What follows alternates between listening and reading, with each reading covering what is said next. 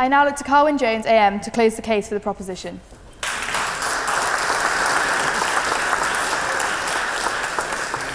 Thank you, Madam President. Now, can I suggest to you all, ladies and gentlemen, that the weakness in the case put by the opposition is contained by the title of the debate itself. This House believes Westminster's concerns do not extend beyond the home counties.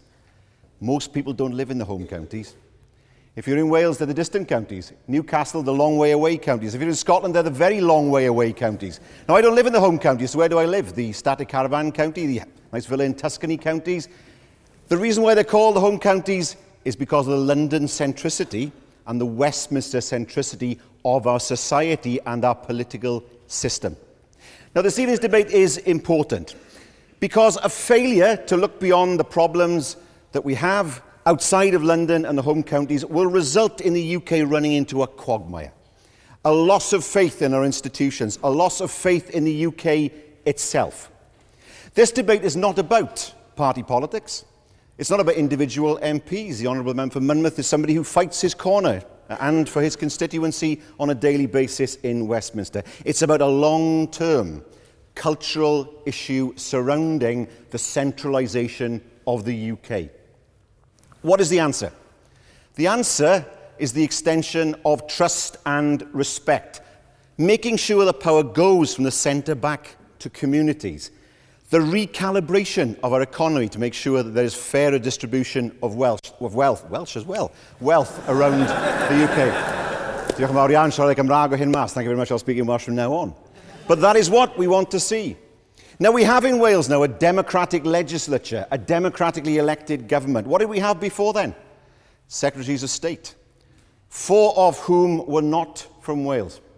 One of whom, John Redwood, when asked to stand up and sing our national anthem, was filmed doing so and looked not like a patriot, but a wide-eyed, gasping, dying goldfish. Those days are long behind us, but there's still work to do. Brexit is the biggest challenge, not just to the UK's relationship with the rest of the world, but also to the UK itself. Brexit carries the germ of the UK's own disintegration if it's handled badly.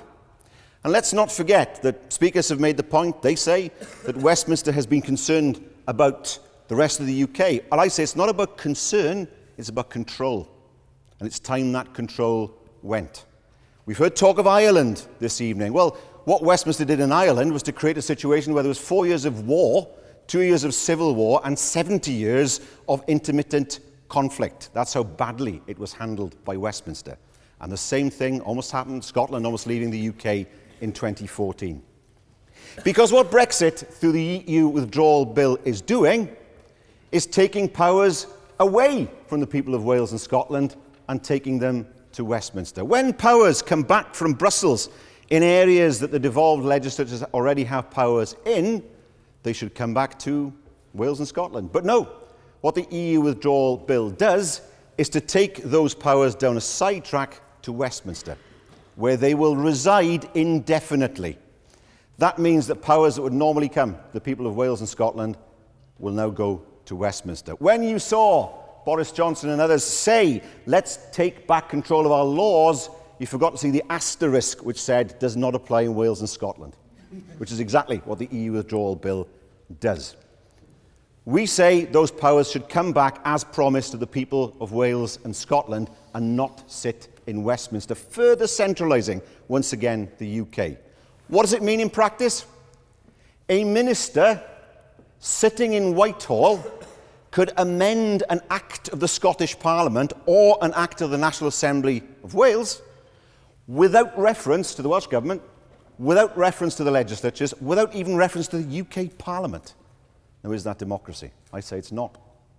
And that's why we have to make sure that Westminster looks beyond the home counties and understands the effect of what it's trying to do on other nations and regions in the UK.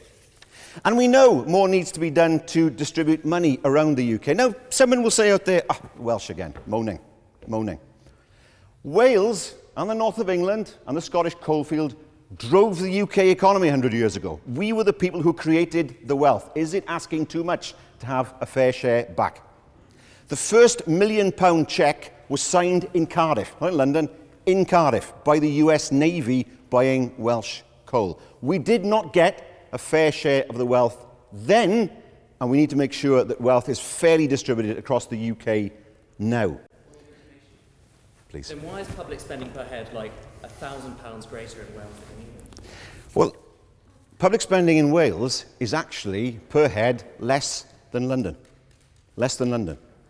We need to have a situation where we have a funding formula which is fair, true for the whole of the UK. We don't have it now. We don't have it now. We know that some parts of the UK are overfunded and some are underfunded. And if the UK is about anything, it must be about solidarity, social and economic solidarity. Those with the most helping those with the least. That's what a state is about. That's what a fiscal and monetary union is about.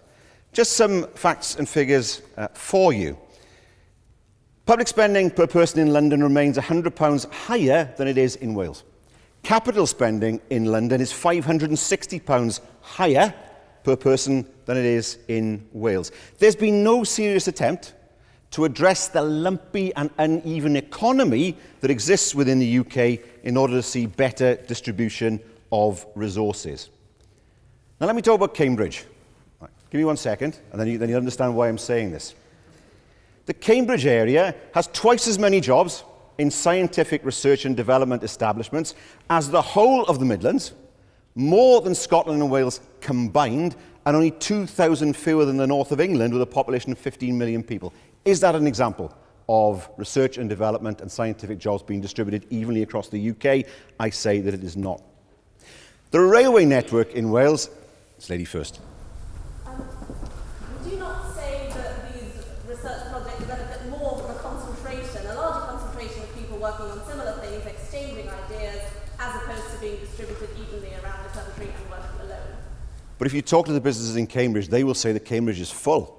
That Cambridge actually is finding it difficult now to sustain more businesses because it's full. And we need to make sure that those jobs are spread around the rest of the UK as a result, working with universities. Our rail network in Wales comprises 11% of the track of England and Wales. We only receive 1.5% of the infrastructure funding for rail.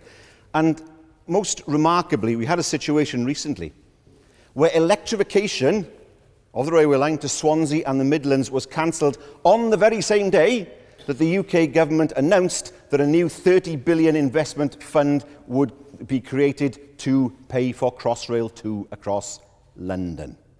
Money diverted straight from the Midlands and Wales straight into Crossrail. Another example of Westminster caring more about the home counties than anywhere else. So we know that there's much to be done. We know that Brexit creates a scenario where it's time for a new approach in the UK. Time to make sure that we work together. Time to make sure that the UK stays true to its principles of distributing wealth, of distributing resources around all its constituent nations. And that a voice is found. Wales has a voice. Scotland has a voice. The north of England doesn't have a voice. The west of England doesn't have a voice. It's time for those regions of England to have a voice as well. This evening is your opportunity to vote for a new Britain, a more equal Britain, a Britain of partners, a Britain of respect. And if Britain isn't about all those things, then what is Britain for? Westminster has it in its powers to make sure we see that economic redistribution, to make sure that we see that people feel part of the UK and their voices are listened to across the whole of the UK. And it's about time that Westminster look beyond the M25, and it's time for us to create a Britain that's fairer, more just, and has more opportunity. Vote for the proposition and vote for a better Britain.